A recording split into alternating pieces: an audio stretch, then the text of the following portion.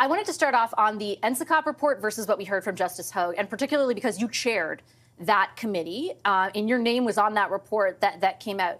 That report concluded that there was intelligence suggesting that there were basically parliamentarians, former or sitting, who had wittingly engaged in foreign interference. She concludes the opposite, that there is no witting engagement. There are no traitors in Parliament. Who's right?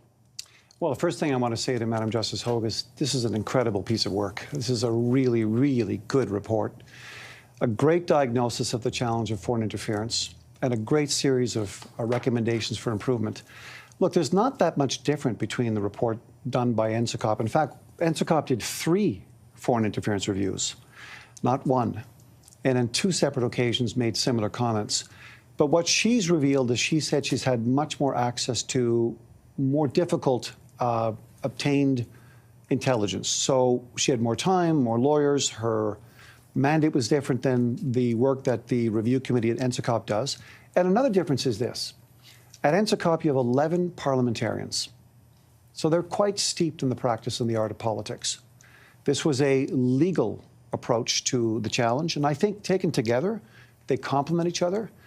And I think right now it's time for us to move forward to implement much of the change. And I have questions about how that change will be implemented, but I guess I am confused on how they might complement each other. And just when you made that comment about there being kind of politics involved, are you intimating that part of the conclusion reached by NSICOP was political in nature? No, I think that there's just simply an experience that comes to bear when you're a group of parliamentarians deliberating about different fact scenarios and intelligence that's given to you.